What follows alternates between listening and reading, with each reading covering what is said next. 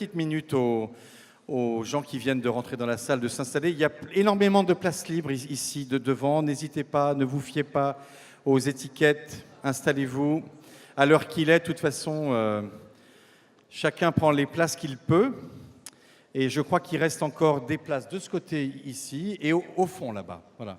Et si d'aventure dans les rangées vous avez des places libres, n'hésitez pas s'il vous plaît à vous resserrer afin de laisser des places libres sur le bord afin de permettre à des gens qui viennent d'arriver de s'installer.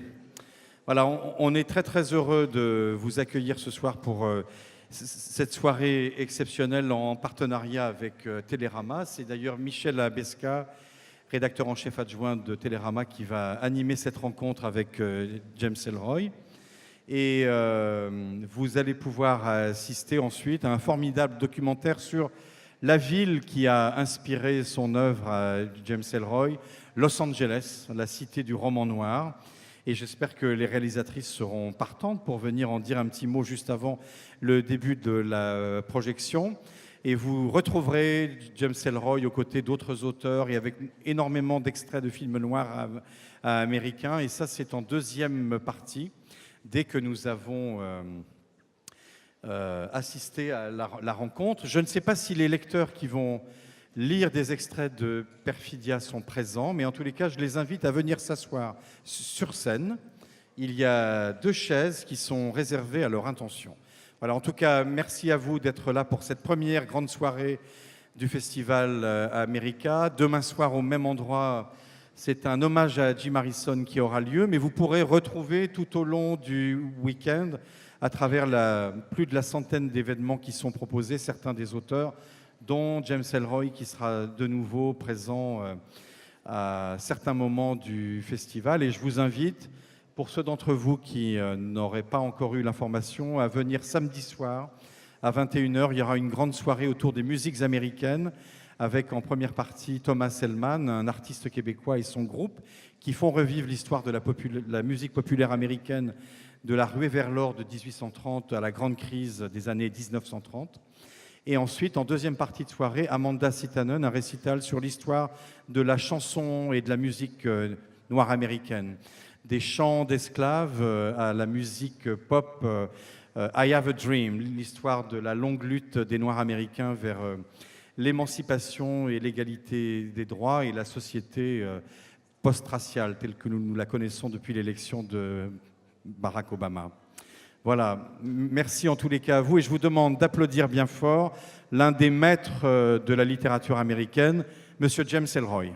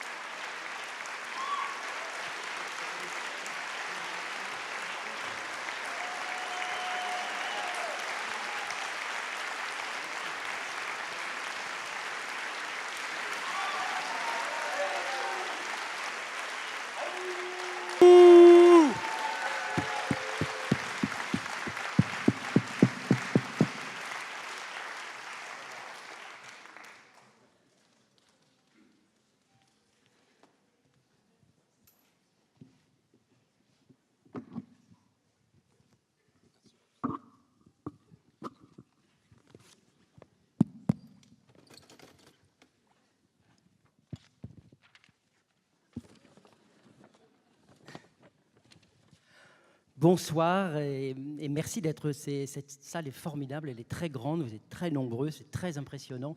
Je suis très heureux de retrouver cette fois encore, parce que ce n'est pas la première rencontre que j'ai avec James Ellroy. Très heureux de vous retrouver, James, ce soir, pour un débat qui est intitulé « L'Amérique de James Ellroy ».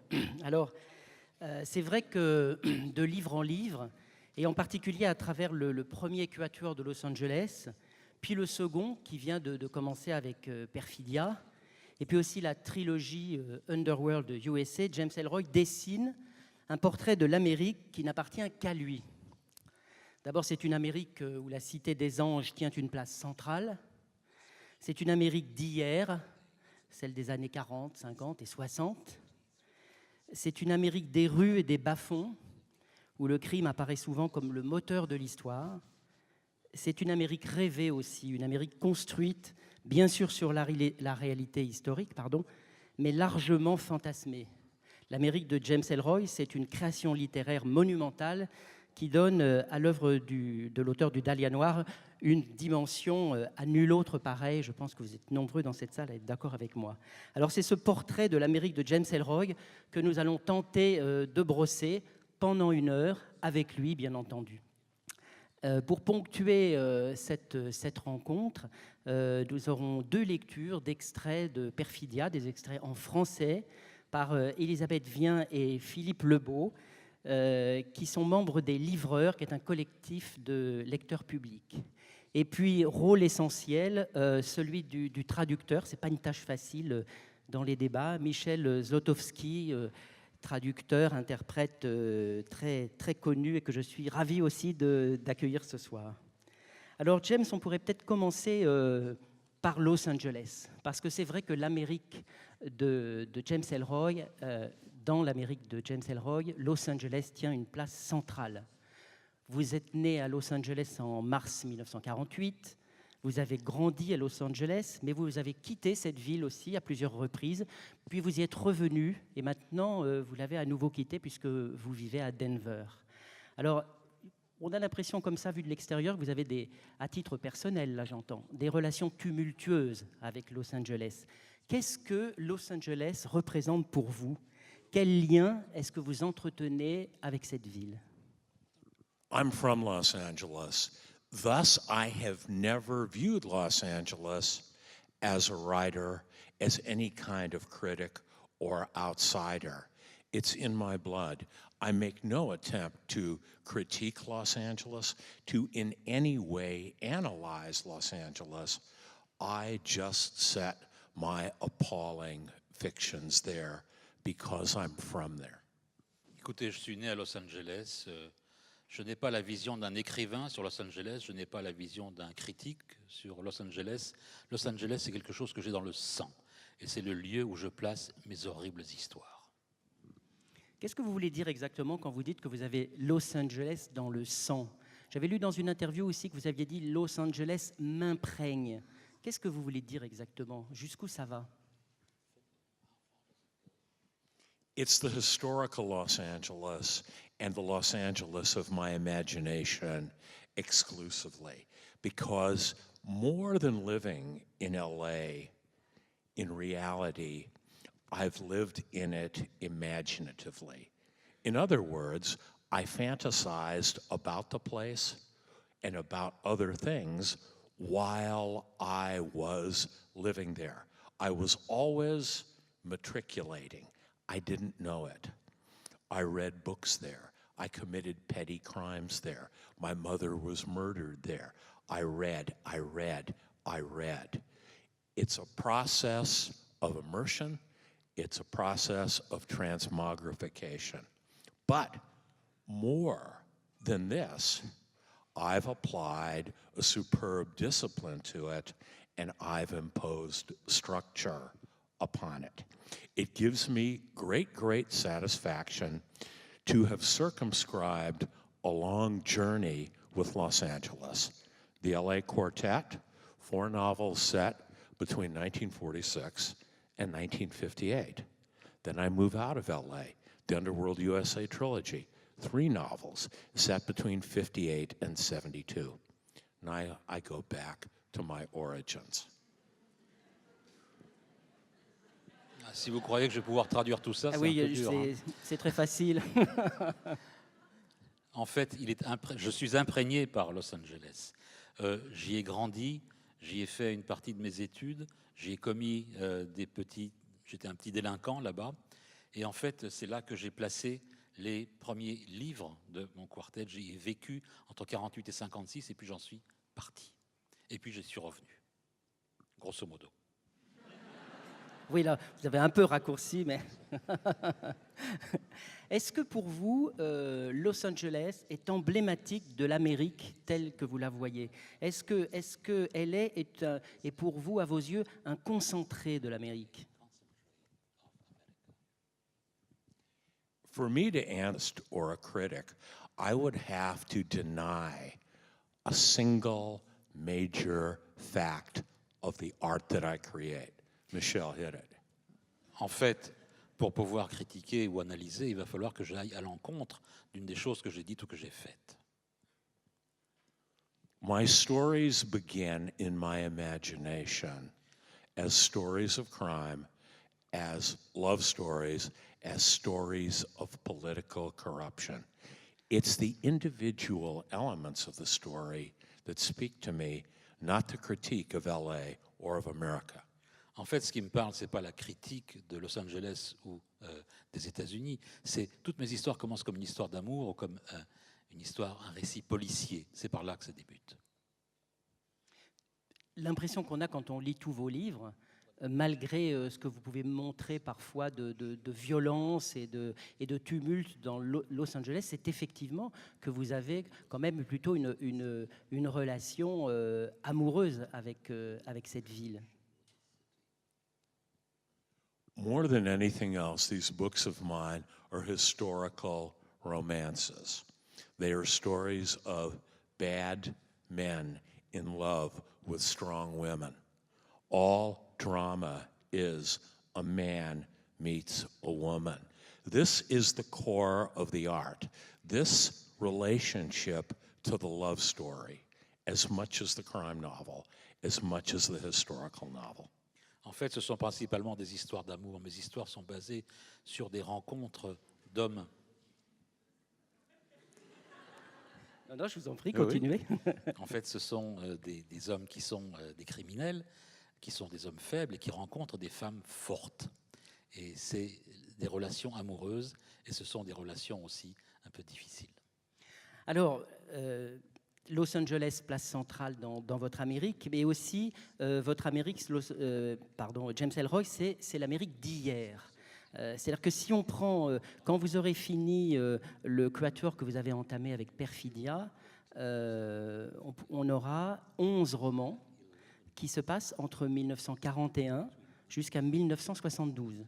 Donc, ils traversent les années 40, les années 50, les années 60. Qu'est-ce qui vous fascine? Qu'est-ce qui vous attache particulièrement à ces années-là? The quartet, the first one, began before I was born. Le premier quartet a débuté avant ma naissance, 2 years before I was born, 1946. en 1946, c'est-à-dire 2 ans avant que je sois né.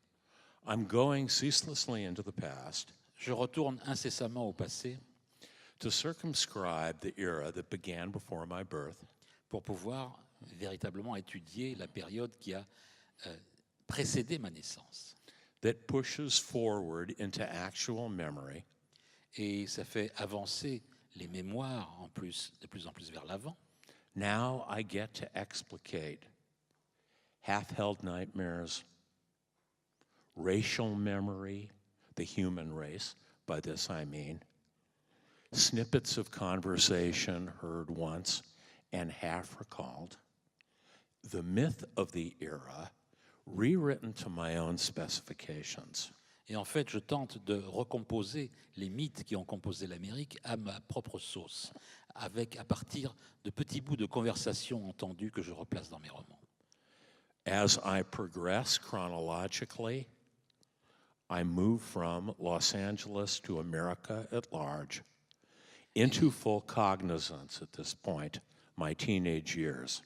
Et en fait, en avançant dans l'histoire, je passe de Los Angeles aux États-Unis en général, en prenant pour point de départ ma propre adolescence.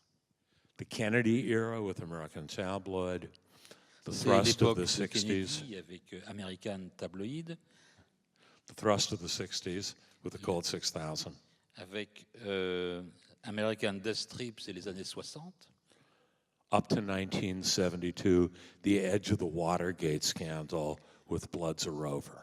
jusqu'à au début du scandale du Watergate en 1972 avec The Bloods Are Rovers, en français Underworld USA. C'est très bien. Dans une interview, vous avez dit un jour, et je trouve cette phrase extrêmement forte, « Mon âme appartient aux années 1950, 1960. Qu'est-ce que vous voulez dire exactement? Mon âme appartient aux années 50-60. The force of my imagination, La puissance de mon imagination, juxtaposed against my moral sense, se juxtapose à mon sens de l'éthique, my anti-totalitarianism, ma façon d'être antitotalitariste, my anti-Nazi sense, mon sens de l'antinazisme, my anti-socialist sense, mon sentiment antisocialiste my anti-communist, anti-Soviet sense. et mon sentiment anticommuniste et antisoviétique. All of these things interact, juxtaposed against massive police investigations Tout cela se juxtapose à des enquêtes massives policières and great love stories. et, Great love stories. et des grandes histoires d'amour. Alors, bien entendu, vous vivez dans le présent, mais, et je pense que vous l'avez souvent déclaré, ça c'est pas un scoop, vous vivez aussi dans ce passé souvent. Vous vivez souvent dans les années 50-60. Bien sûr, c'est pour écrire. Est-ce que c'est seulement pour cela? Est-ce que vous revenez très souvent vous vous faites revivre d'une certaine manière pour retrouver l'inspiration, pour retrouver l'esprit, pour retrouver l'âme de l'époque? Donc vous vous efforcez d'y revenir par la pensée? Ou bien est-ce que, d'une certaine manière, vous pensez qu'on vivait mieux dans les années 40-60 qu'aujourd'hui? I don't even go that far, Michelle, in analyzing nostalgia and the appeal of the past. Je ne vais pas aussi loin dans l'analyse de la nostalgie par rapport à l'attrait du passé. I trust my imagination. Je fais confiance à mon imagination. If a historical context appears in my mind and I retain the thread, it's valid dramatically. Eh ben, s'il y a quelque chose d'historique qui apparaît à mon esprit et que ça colle avec ma narration, ben, paf, c'est dans mon histoire. If I develop characters, if I co-opt real-life characters, Si je I développe, trust it. si je développe des personnages et que ça fonctionne bien, que ça peut correspondre à des personnages historiques, je les coopte. What I'm doing now with the Second LA Quartet, 4 novels, a prequel set of 4 novels, younger people now, my heroes, my heroines, my real-life fiends from the first 2 bodies of work in LA during World War II, much younger. Eh bien, c'est-à-dire que ce sont des choses qui se passent avant le premier quartet de Los Angeles, où on retrouve tous mes personnages, ou beaucoup d'entre eux, beaucoup plus jeunes. I'm consolidating, synthesizing, reviewing, and densifying both early bodies of work and making them a cohesive, novelistic construction, 31 years of LA in American history. En fait, je consolide, je donne un peu plus de chair à tous ces personnages pour une période de 31 ans de l'histoire de Los Angeles.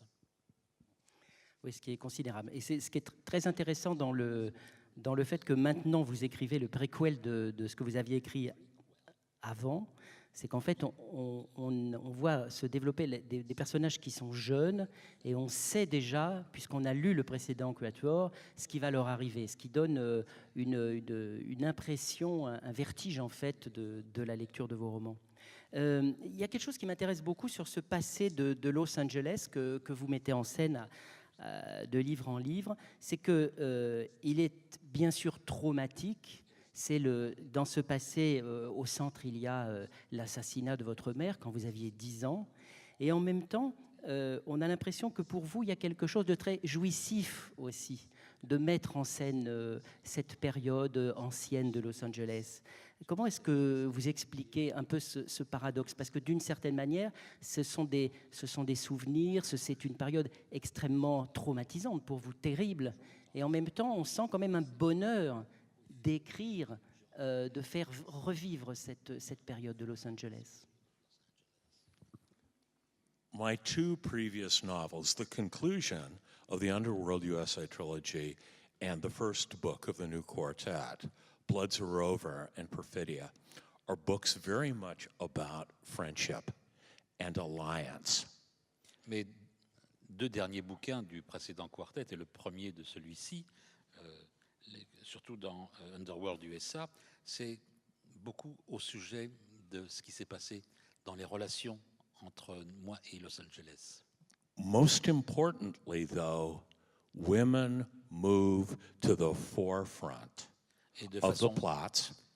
beaucoup plus importante, ce sont les femmes qui apparaissent au premier plan des intrigues. Beyond their prior role as the obsessive love objects of my men. Au-delà de leur rôle précédent, qui était celui d'objet du désir des hommes qui étaient dans mes livres. I have relaxed the stranglehold on stylism. J'ai resserré les liens autour du style, The boom, boom, boom, boom telegraphic style for which I have become justifiably renowned. de ce style télégraphique pour lequel j'ai été connu et reconnu à juste titre. I've embarked on a more fulsome narrative style. Je me suis mis à travailler sur un style narratif un peu plus élaboré. It's a richer emotional terrain in these last two novels. C'est un terrain émotionnel un petit peu plus large dans ces deux derniers romans. And there's a new male figure at large. Et il y a un nouveau personnage masculin en général. In Bloods Are Over, he is the idiot kid, private eye, who will come to first embrace the idiot ideals of revolution that characterized the 1960s and then disavow them in the name of the one woman he has come to love. En fait, l'histoire de ce garçon qui est un peu dingo, un peu stupide, et qui va devenir un détective, et qui voulait faire la révolution, qui avait des idées extrêmement révolutionnaires, et qui par la suite va abandonner ses idées pour l'amour d'une femme. And in Perfidia, the female character who earlier, in my latter set but much earlier written book, is the female lead, Kay Lake, becomes the heroic force of the entire four novels, writing in a first-person diary format. There is one single through line, and it's not criminal or political in this new body of work. It's the love story of Kay Lake and the real-life policeman William H. Parker. Et en fait, dans ce nouveau développement, il y a l'histoire de cette femme, Kay Lake, qui apparaissait dans les précédents, mais qui maintenant écrit, et le roman est écrit à la première personne, et c'est donc son histoire et l'histoire de ce policier qui va être avec elle. C'est ça. D'ailleurs, ça c'est extrêmement intéressant parce que contrairement à ce qu'on dit souvent, votre écriture votre écriture change, votre écriture s'adapte à votre propos, à vos personnages. Il y a bien sûr un style James Ellroy qu'on reconnaît immédiatement, mais de livre en livre, en fonction de vos personnages, en fonction de l'impression que vous voulez donner dans chaque livre, vous avez, sur le plan littéraire, c'est passionnant, vous avez expérimenté des styles en fait très différents, surtout des rythmes extrêmement différents. That's an excellent point, Michel. And here it is, Excellente remarque, synthesized. Michel. Vous l'avez très bien résumé. I write in the third-person subjective viewpoint, Je l'écris toujours à la troisième personne d'un point de vue subjectif. with the exception of Kay Lake in the first-person diary Mais format. à l'exception de Kay Lake dans ses mémoires, dans son journal intime, qui est écrit à la première personne. Even though I write, he said for Dwight Hawley, Don Crutchfield, Wayne Tedrow, William H. Parker, Hideo Ishida, Dudley Smith, at all, I am only in their minds. There are subtle and not subtle shifts of language within. En fait, même si je dis « il dit » en parlant des autres personnages du roman, ils parlent de façon subjective. et c'est ainsi que je les exprime. All these men see the world differently. Tous ces hommes voient le monde de façon différente. I give you one per chapter viewpoint. Thus, they describe what they see. Je They donne un point de vue par analyze chapitre. what they feel Ils analysent ce qu'ils ressentent in unique narrative voices, stylistic voices as well. dans des voix stylistiques également. C'est ça. Alors, on va peut-être faire une première pause avec une première lecture. Je pense que c'est Elisabeth Vien qui va lire la première. Alors, donc, c'est un extrait, vous pouvez peut-être nous le présenter d'un mot, dire à quel endroit ça se situe. Un extrait de Perfidia, et donc en français, dans la traduction. Exactement. Et c'est Kay Lake qui parle.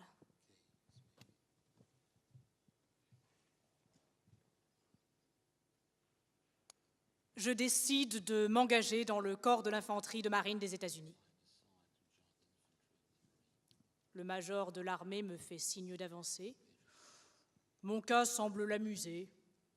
Il m'annonce « Désolé ma petite, mais on ne prend pas encore de filles. » J'insiste.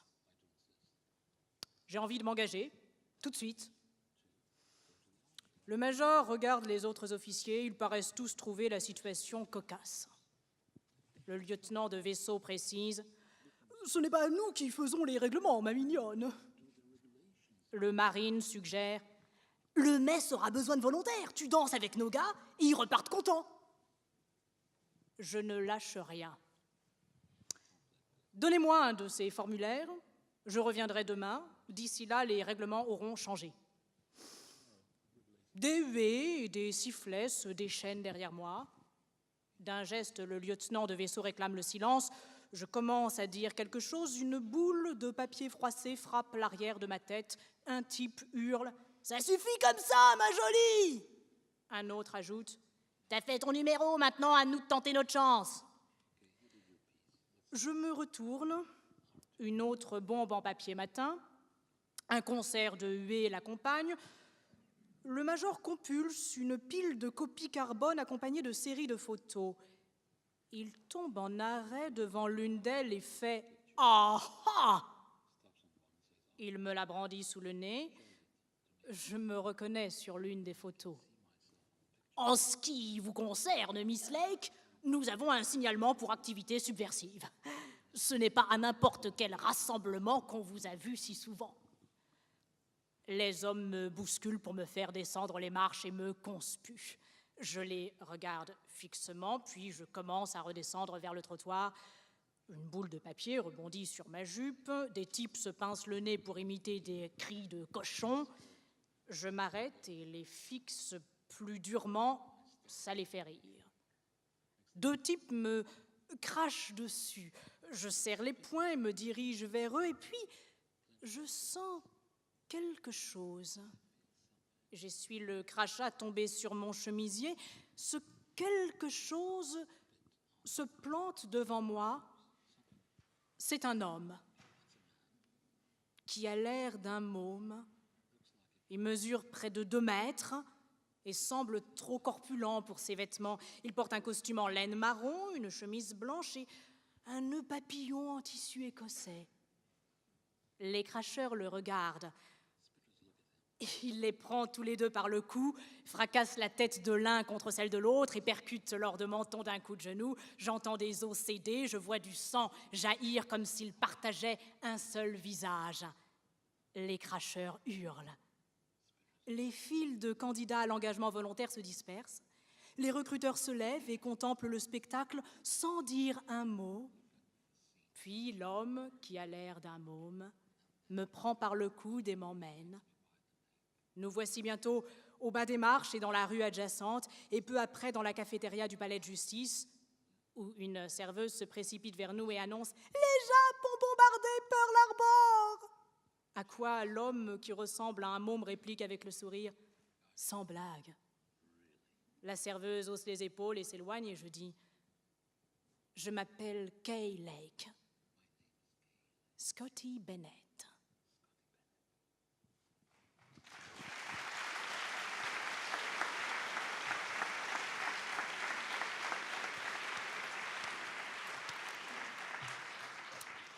Merci beaucoup, Elisabeth.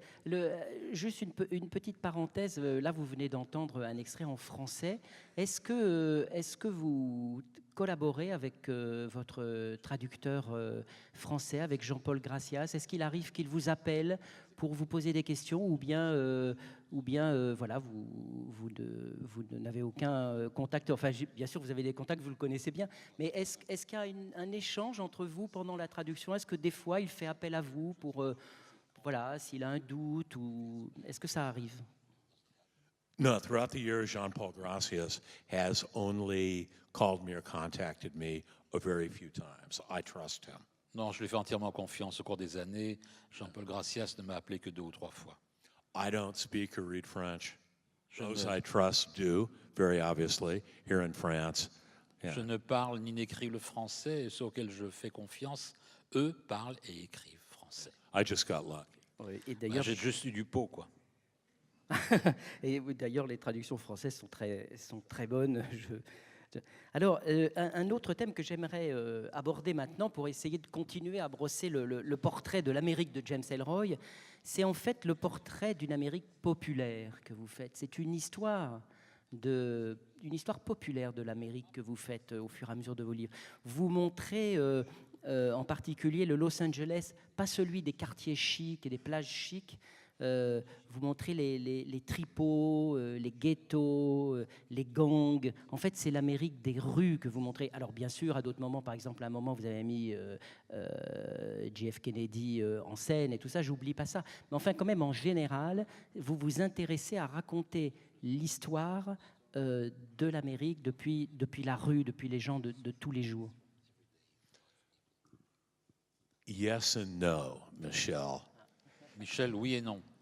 The LA that I recall from my very early youth, 5, 6, 7, 8 years old, Le Los Angeles dont je me souviens de mes premiers souvenirs à l'âge de 5-6 ans, was a freewheeling, egalitarian place that's exemplified by my father telling me when I was 11 years of age that he fucked Rita Hayworth. voilà, c'était une ville, la vie était facile, c'était rigolo, et c'est l'exemple le plus concret que je puisse en donner, c'est l'histoire que m'a raconté mon père quand j'ai eu 11 ans, quand il a dit qu'il avait niqué Rita Hayworth. Let's talk about my dad for a second, because mais parlons de mon my papa. mother, throughout the years, Parlons de has mon gotten papa. a lot more play because she's a woman, A, and B, a murder victim, than my old man. But we're going to talk about my dad for a second. On va parler de mon papa pendant un instant, parce que bon, ma mère a pris beaucoup plus de place dans mon histoire, en raison, d'abord, c'est une femme, c'était ma mère, et puis elle a été assassinée. Mais parlons de mon papa pendant quelques instants. Tremendous bullshit artist, great big handsome guy with an 18-inch schlong. En fait, c'était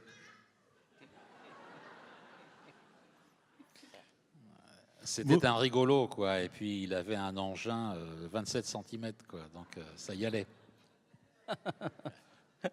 Hold on, there's a Attendez. very serious point here. Il y a quelque chose de très, très sérieux, là. When my dad told me that, we had a freewheeling relationship. On avait une relation très facile avec papa. Et quand il m'a raconté cette histoire, My dad was from Boston. He had a John F. Kennedy accent.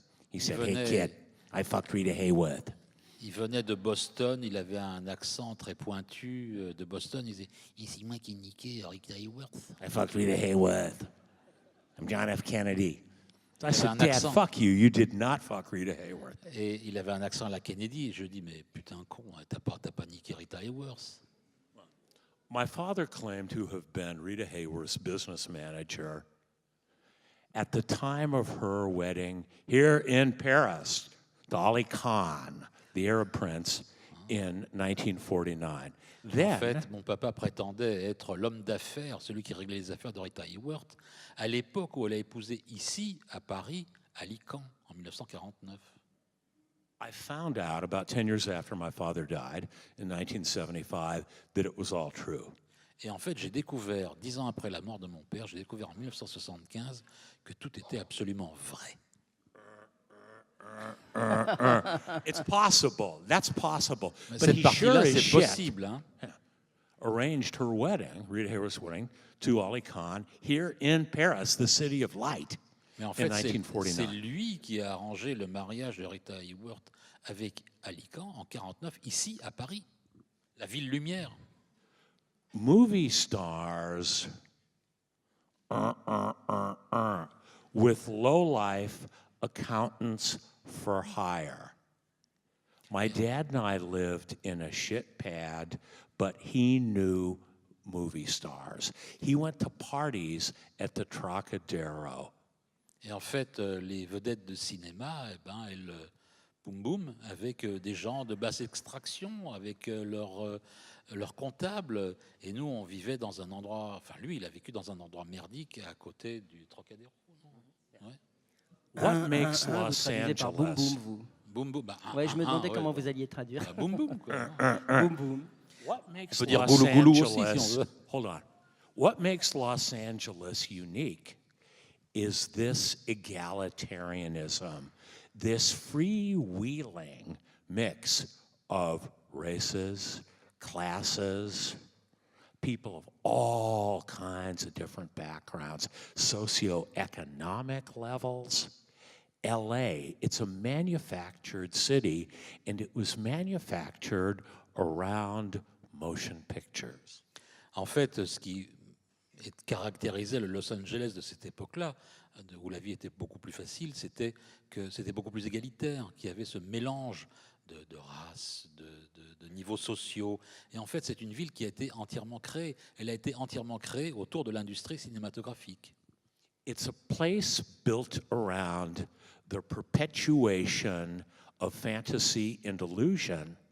So what a place for a kid like me to be born, and what a place to set my books. C'est un endroit qui a été créé pour perpétuer les idées, les fantasmes et les créations. Et quel endroit extraordinaire alors pour moi, qui étais enfant, quel endroit extraordinaire comme lieu pour mes romans. Alors quand même, dans vos romans, vous mettez en scène des flics, des gangs, des mauvais garçons, des prostituées, etc., etc.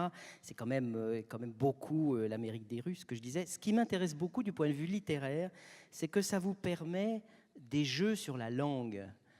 Des jeux sur le style extrêmement intéressants.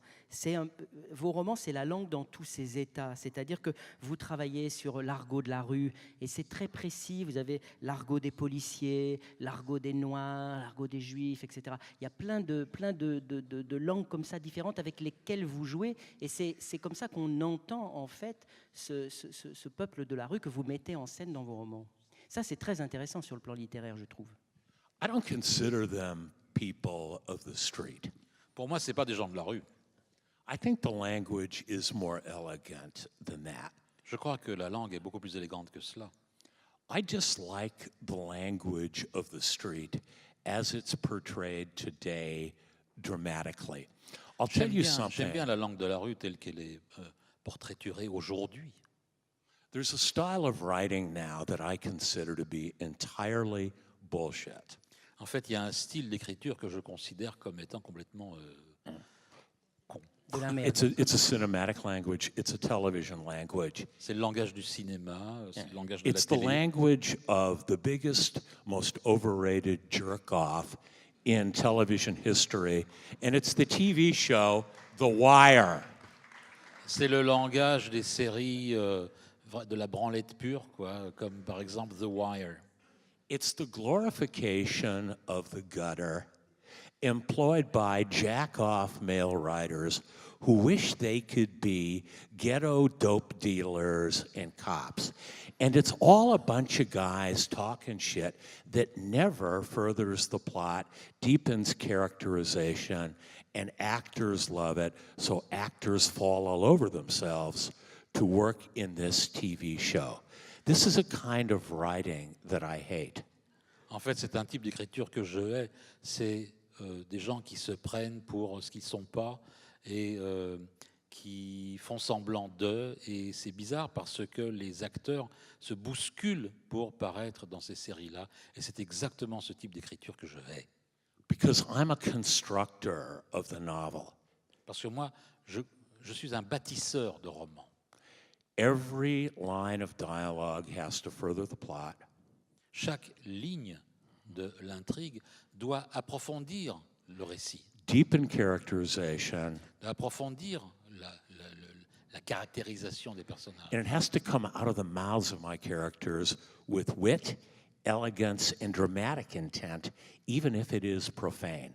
Même si ces gens disent des choses horribles ou sales, il faut que le caractère soit de plus en le personnage soit de plus en plus défini.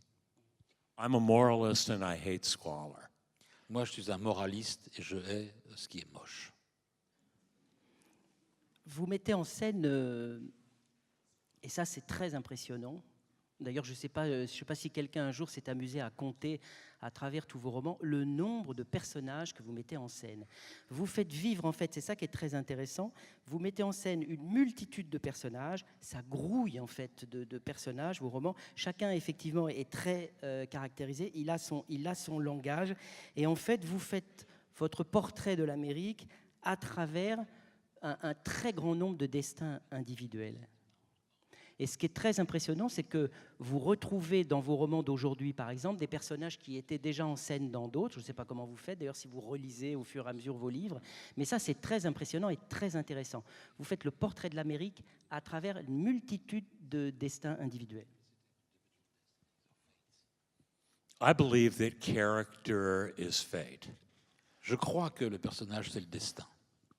I believe more than any social cause J'y crois plus qu'à toute cause sociale. that crime is individual moral forfeit Je crois on an que epidemic scale, le crime se répand de façon épidémique.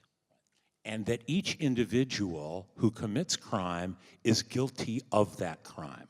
Je crois que tout individu qui commet un crime, eh bien, il est coupable de ce crime, il en est I responsable. don't believe in universal guilt. Je ne crois pas à une universelle. J'ai toujours un problème avec guilt. Mon psychanalyste en dirait quelque chose.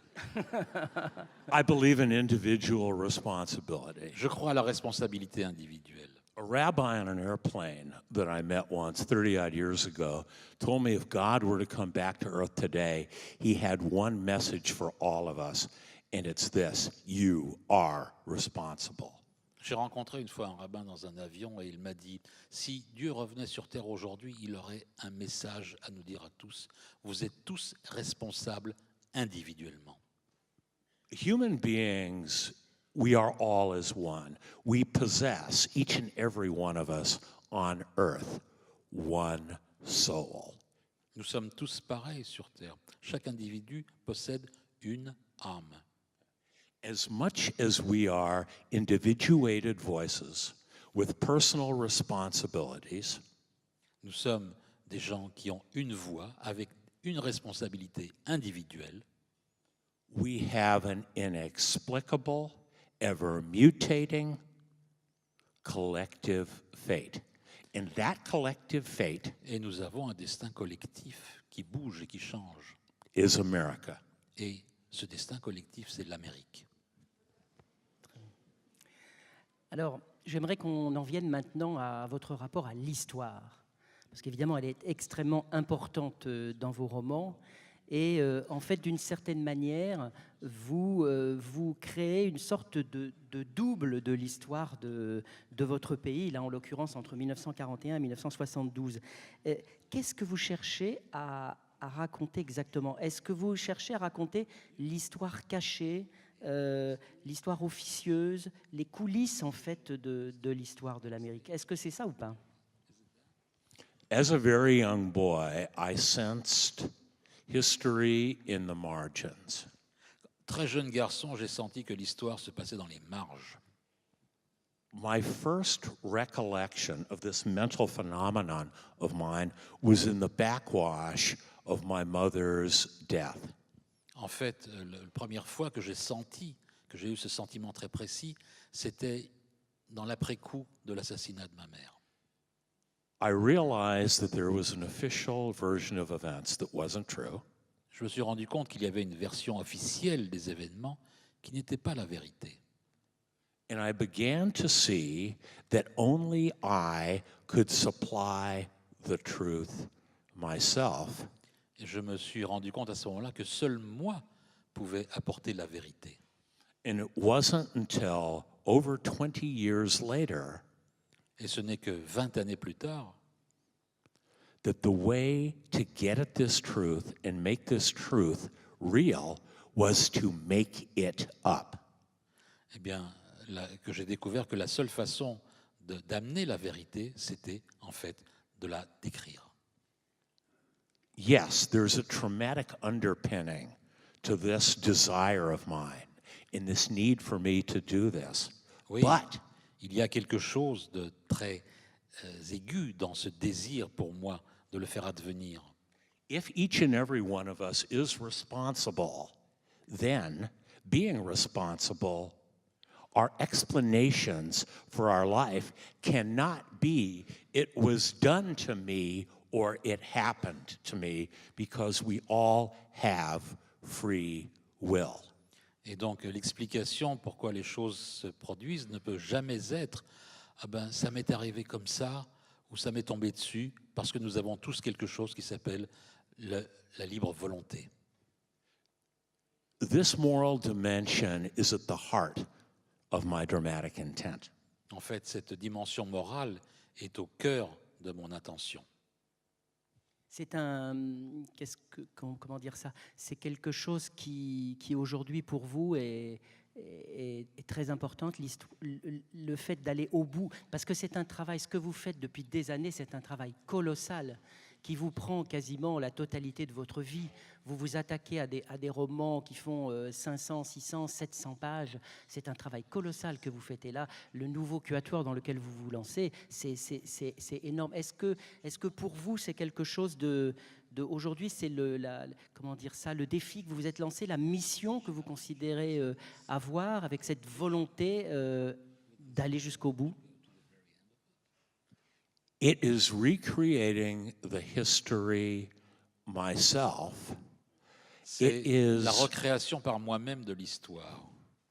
the fact at the end of what I hope will be my very long life, when all these books of mine stand on a shelf, Mais j'espère qu'à la fin de ce que je crois être ce qui sera ma très longue vie, quand tous ces livres seront alignés sur une étagère, they will be read by a wild array of people ils vont être lus par vraiment une étendue énorme de gens who, since they are individuals, qui vont sentir qu'ils sont, eux, des individus.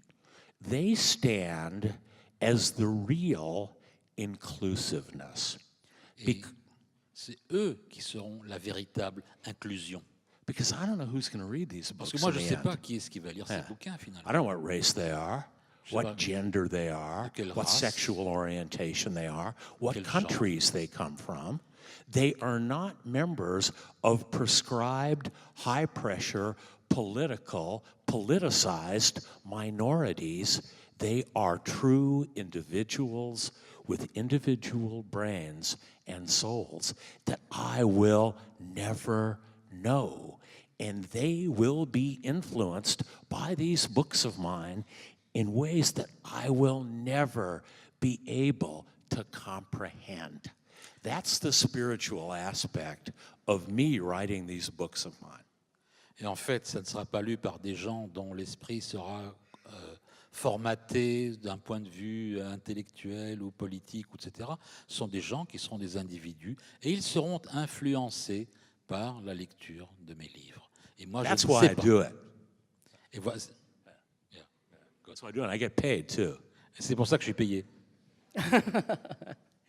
C'est ce que vous souhaitez faire. Ce qui est très intéressant dans ce que vous avez dit, c'est que en fait, bon, bien sûr, vous travaillez sur une base historique. Il y a d'ailleurs des documentalistes qui travaillent pour vous, qui vous cherchent toute la documentation, livre après livre. Donc, vous êtes basé sur des faits historiques avérés. Mais en fait, l'Amérique de James Ellroy, c'est une création littéraire et poétique. L'Amérique de James Ellroy, telle qu'on peut la lire dans vos livres, c'est une Amérique fantasmée, en fait.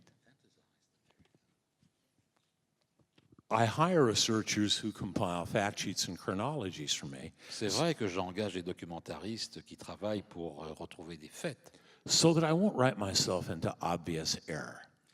pour ne pas écrire des choses complètement erronées.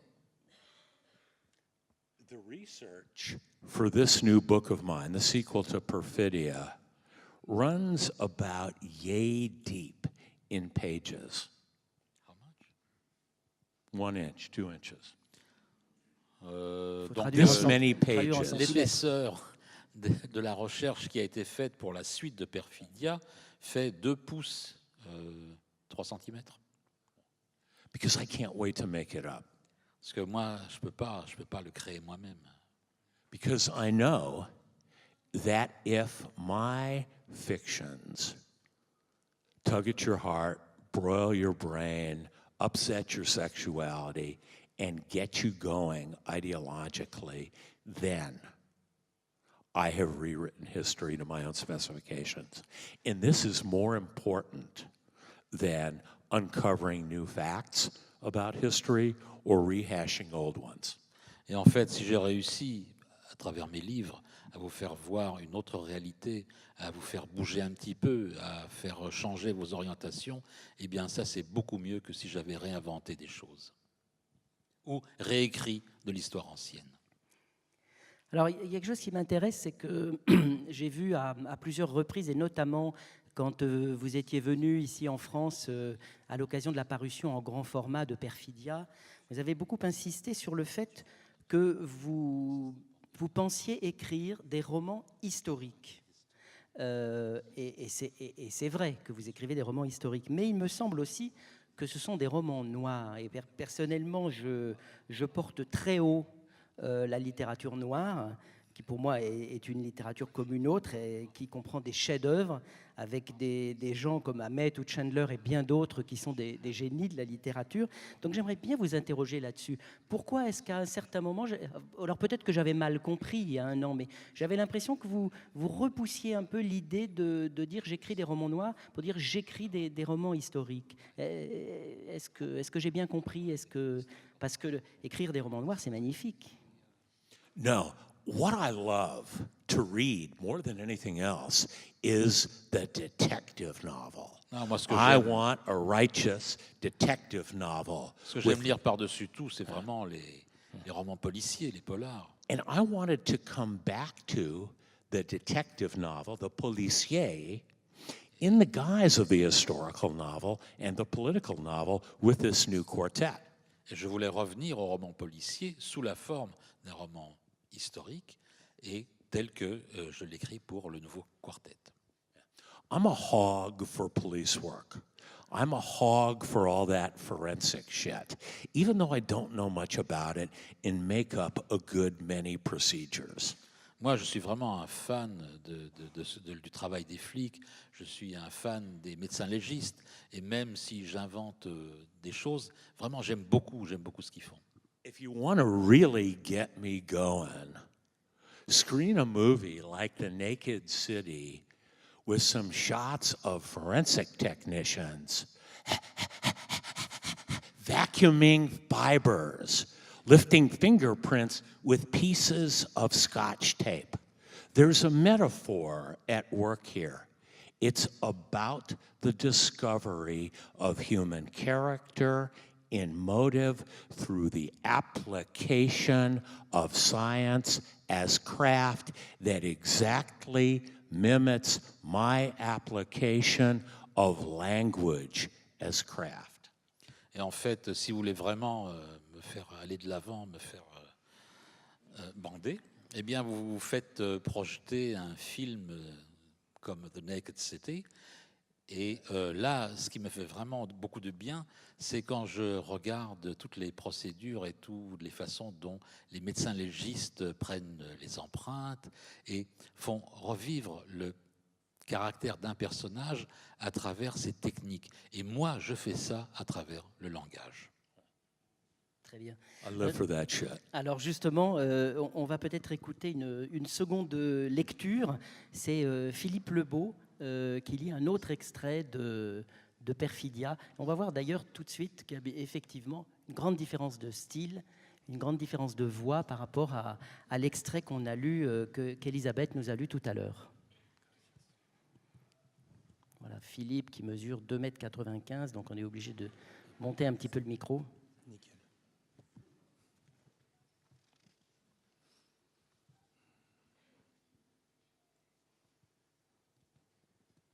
Les types de la morgue font entrer 4 chariots brancards en métal portant les 4 corps des 4 membres de la famille Watanabe.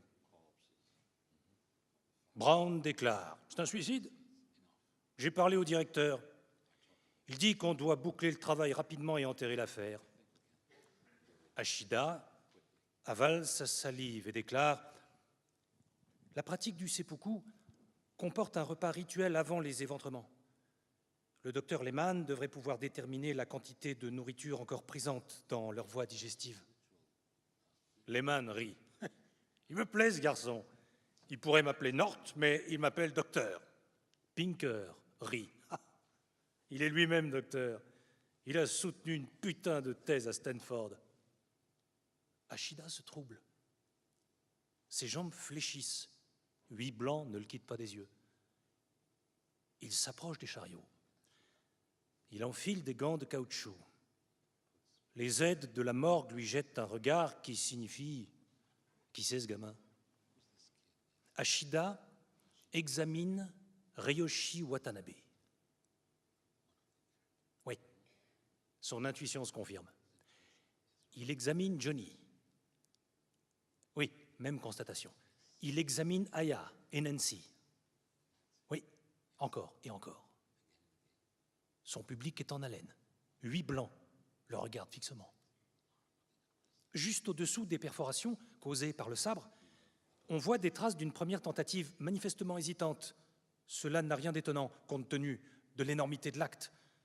Ce qui est anormal, c'est que ces traces soient identiques, étant donné que ces 4 personnes sont censées s'être éviscérées par leurs propres moyens. Dans les affaires de seppuku, les signes d'hésitation sont en général une incision de haut en bas. Ici, dans chacun des 4 cas, les incisions sont pratiquées latéralement, d'un flanc à l'autre, comme si ces personnes avaient cherché à se débattre ou à refouler leur désir de se donner la mort, d'une façon qui n'a jamais été documentée dans une revue de criminalistique. Pinker et Lehmann s'approchent. Ashida leur désigne les marques sur le corps de Nancy et Johnny. De la main, Lehmann écarte les croûtes de sang coagulées. Pinker lâche un sifflement admiratif. Lehmann commente. Ce garçon a raison. Ashida explique. La position des corps me paraît étrange. J'ai vu des photos de seppuku collectifs dans des manuels japonais. Invariablement, les membres d'une même famille s'agrippent les uns aux autres au moment de mourir. Même si au départ leur intention était de rester alignés côte à côte, on retrouve toujours les cadavres entassés les uns sur les autres. Dudley Smith allume une cigarette. Supposons que l'on attribue les signes d'hésitation au père. Il craignait que sa femme, son fils et sa fille manquent de courage au dernier moment et soient incapables de manipuler le sabre. Il leur a tenu la main, les a tués, il a disposé les corps, et puis il s'est suicidé. Il a hésité au moment de se supprimer parce que le fait d'avoir tué ses proches l'a perturbé. Oui, c'est plausible, dit Ashida. Brown hausse les épaules. On divague beaucoup trop. C'est un suicide et rien d'autre. Lee Blanchard ricane. C'est un entrefilet en dernière page du Mirror. Des Japonais morts à Highland Park. L'empereur pleure. Dudley Smith réagit. Présente tes excuses au docteur Ashida, Lee. Je vous prie de m'excuser, monsieur, ça suffira. Blanchard regarde ses chaussures.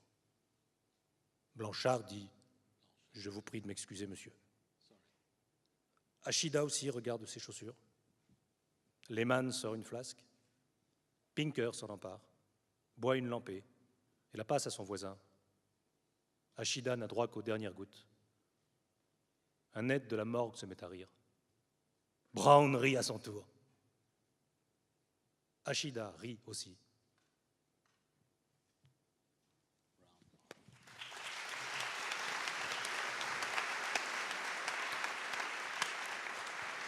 Merci à Philippe pour cette lecture. Alors,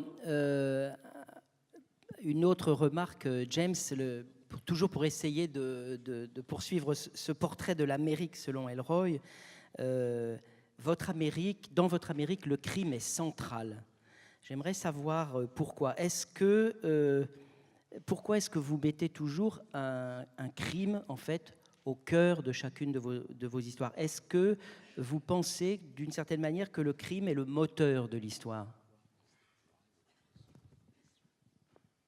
If you look at war as crime on the largest possible Si vous scale, regardez la guerre comme then étant un yes. crime à l'échelle la plus large possible, oui. So here you have the day before the Japanese attack on Pearl Harbor. Et là, ça se déroule le jour d'avant l'attaque des Japonais sur Pearl Harbor. The either suicide or murder of a family of 4 Japanese in Los Angeles. Le suicide ou l'assassinat de 4 Japonais à Los Angeles. So what do the cops do about it? Eh bien, que font les flics? That's interesting. Voilà qui est intéressant. And you have Hideo Ishida there, Et vous avez ce personnage, Hideo Ishida, who is the single only Japanese on the Los Angeles Police Department. Qui est le He's a seul- forensic chemist. He's not a policeman. C'est le seul Japonais qui fasse partie de la police de Los Angeles. En fait, lui, c'est un légiste. Ce n'est pas un flic.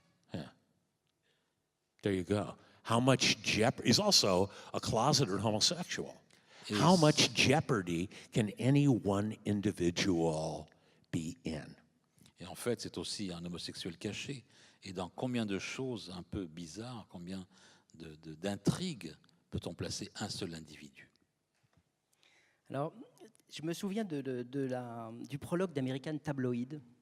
Là, ça correspond aussi à cette question de la place du crime, en fait, dans l'histoire. Vous écriviez « L'Amérique n'a jamais été innocente ». Est-ce que vous pouvez revenir sur cette phrase ce soir? Qu'est-ce que vous vouliez dire exactement? Qu'est-ce que vous pensez exactement quand vous dites « L'Amérique n'a jamais été innocente » Nor any great republic. Aucune autre grande république non plus, d'ailleurs. The organizing principle behind nations means you had to take it away from somebody in the first place. Le grand principe de toute grande république, c'est que vous avez dû la prendre à quelqu'un d'autre au départ. I'm a Christian, and thus this grab, this historical grab, is a metaphor for original sin. Et en fait, moi, je suis chrétien, et cette prise de pouvoir, c'est une métaphore pour le péché originel. On va revenir sur cette question de la foi, mais encore par rapport à cette question de la place du crime dans l'Amérique que vous dessinez. Vous avez dit souvent, et il y a longtemps d'ailleurs déjà, ce qui m'intéresse, c'est d'aller au plus sombre et au plus profond. Là, j'aimerais bien aussi revenir sur cette phrase. Est-ce que pour vous, essayer d'aller le plus loin possible, d'aller profond, c'est forcément aller au plus sombre? Est-ce que c'est lié? C'est-à-dire vouloir creuser, vouloir essayer de comprendre, de trouver la vérité jusqu'au bout? Est-ce que c'est forcément aller vers le plus sombre? I regret that dumb fucking kid thing I said here in France the better part of 20 years ago, where I equate the deepest with the darkest. Let's eradicate the whole idea of the Je darkest. regrette cette putain de connerie que j'ai racontée il y a 20 ans ici, et je voudrais qu'on puisse effacer ce truc-là. Don't hold me to some shit I said 20 years ago. Ne me tenez pas responsable pour les conneries que j'ai pu dire il y a 20 ans. I changed my mind. J'ai changé d'avis. Alors justement, ça m'intéresse beaucoup parce que j'aimerais bien qu'on termine là-dessus. C'est que effectivement, souvent, quand on parle de vous, un peu vite, on dit Ellroy a une vision très noire du monde. Ellroy est très pessimiste. Il a une vision extrêmement pessimiste de l'Amérique. Moi, je me demande si c'est si vrai que ça. Je ne suis pas sûr. Il me semble, d'abord, il y a une première chose qui est évidente dans vos romans, c'est qu'il y a toujours une place pour la rédemption, que ce soit d'ailleurs à titre individuel ou à titre collectif. J'aimerais bien savoir ce que ça signifie pour vous, cette question de la rédemption. Et est-ce qu'aujourd'hui, vous le liez à votre foi? Yes, I link this to my faith. Oui, c'est relié à ma foi. Absolutely, right there. Totalement. Totalement, absolument. That means that you can indulge the most self-destructive and destructive pathologies, and still, in a moment of faith and in a moment of clarity, seek the divine, whether you consider it to be divine in the moment or not, and pull yourself out of the gutter. Ça veut dire que vous pouvez vous rouler dans la fange la plus sombre, vous pouvez commettre les crimes que vous commettez, et à un moment où vous voyez la lumière et vous avez la foi, vous pouvez demander et retrouver cette rédemption. Peut-être que même au fur et à mesure de vos livres, et là je pense notamment au dernier, à Perfidia, cette lumière en fait que vous mettez dans chacun de vos livres, même si vos livres sont très très noirs, elle est de plus en plus visible. Il me semble que Perfidia, par exemple, il est beaucoup question d'amour aussi dans Perfidia, et notamment à travers les personnages féminins. Et ça, il me semble que c'est de plus en plus au fur et à mesure que vous écrivez. C'est de plus en plus évident pour moi. Est-ce que vous êtes d'accord avec ça? Absolutely. It began with Bloods Are Over. Tout à It fait. continues in Perfidia and this new book I'm writing. Ça a commencé avec Underworld USA, ça se poursuit avec Perfidia, et ça va continuer dans le livre que j'ai en cours. Alors pour terminer, on peut dire peut-être un mot de ce nouveau livre, parce que je sais que vous travaillez beaucoup sur ce deuxième tome, donc du deuxième Quatuor. Vous en êtes tout de votre écriture? Vous pensez que le roman sera... Enfin, c'est peut-être une question difficile pour vous pour y répondre, mais a priori, le livre est très avancé, on va bientôt pouvoir le lire. No, I turned in the 500-page outline to my American publisher on Tuesday. J'ai donné mardi dernier les 500 premières pages du premier jet à mon éditeur aux États-Unis. Now I got to write the damn, Eh ben, il faut que j'écrive le reste. which I intend to do. C'est-à-dire, Ce que je il en voudrais reste faire. beaucoup encore? It will be a 635-page hardcover book in English. Ça sera un ouvrage qui fera 635 pages en relié, en anglais. Ben, on a hâte, en tous les cas, de le découvrir en traduction française, ce nouveau livre, James. Je voulais vous remercier très vivement de cette soirée, de votre disponibilité, voilà, d'avoir été avec nous. Et je pense que le public est d'accord avec moi. Michelle Abiscott, Michelle Zarowski. Our readers. Voilà, Philippe Lebeau et Elisabeth Vien. Merci à tous. Merci Michel pour la traduction.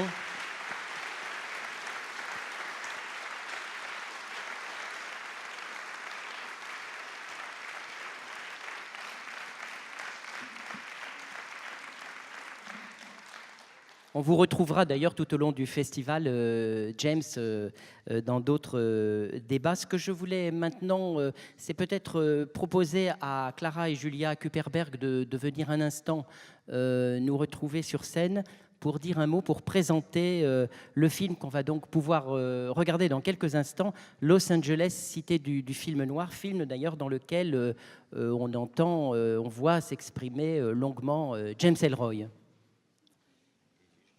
Avant le film, le maire de Vincennes remettra une médaille.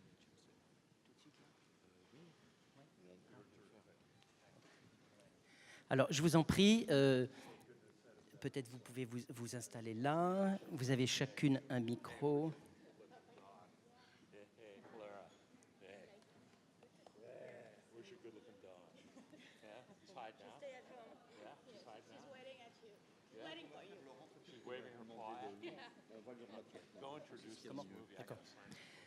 D'accord, oui. Alors, juste avant de vous présenter le film, monsieur le maire de Vincennes va remettre une médaille à James Ellroy. Donc, Voilà, comme ça, pour ceux d'entre vous qui restent, qui vont regarder le film Elle est cité du roman noir, James, voilà.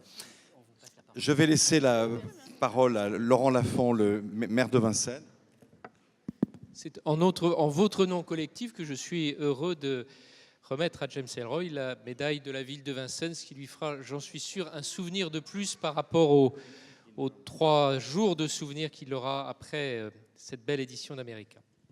Thank you, Mr. Mayor. It's beautiful. Thank you for your presence. Thank you. Beautiful.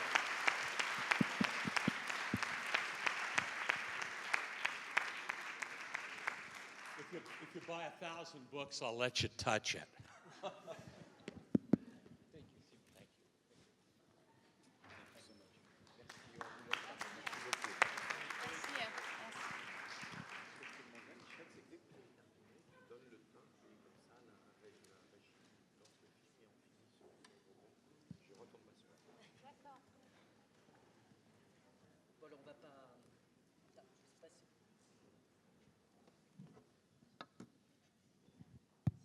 Ah voilà, celui-là marche. On ne va pas raconter tout le film à l'avance, ça serait un peu dommage puisqu'on va le voir dans un instant. Mais si vous pouviez nous le présenter rapidement, nous dire un petit peu dans quelles conditions vous avez réalisé ce film. C'est un film sur Los Angeles, en capitale en fait du film noir, et des auteurs qui interviennent. Et il y a beaucoup d'extraits et des extraits formidables. Bonsoir. Voilà, nous, Clara et moi, on réalise des documentaires sur la culture américaine depuis une dizaine d'années maintenant. Et on est fan de James Ellroy, évidemment. On a fait un portrait sur lui en 2006. Et là, il y a 2 ans, on a voulu s'intéresser à Los Angeles. On est fan aussi de Los Angeles et de toute la culture du film noir. Et on a tout de suite demandé à James s'il était d'accord de nous raconter son Los Angeles à lui avec ses films et sa culture, qui a fait que tous les romans de James Ellroy qu'on adore aujourd'hui sont inspirés. Donc voilà, et voilà, c'est comme ça qu'on a voulu faire le documentaire. Non, je ne vais pas rajouter grand-chose. C'est vrai qu'on voulait faire un documentaire sur le film noir. Il y a eu beaucoup de choses déjà de fait.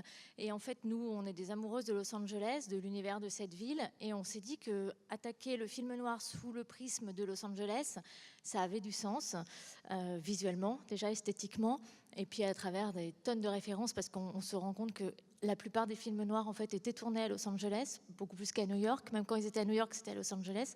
Et puis voilà, puis James Ellroy, ça s'est imposé comme une évidence pour nous. Et puis il a joué le jeu, il a bien voulu participer. On a aussi Eddie Muller, Alain Silver, voilà, ils sont 2 grands spécialistes du film noir et qui ont participé au projet avec nous. Et de magnifiques extraits de films.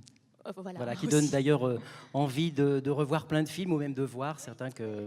Ouais, non, voilà exactement. On a voulu mettre justement des films, les films noirs, mais pas les plus connus, pas que ceux que tout le monde connaît. Donc voilà, c'est vrai que pour ça, c'est joli de découvrir. Voilà. Très bien. On va le découvrir tout de suite. Merci beaucoup. Merci à vous.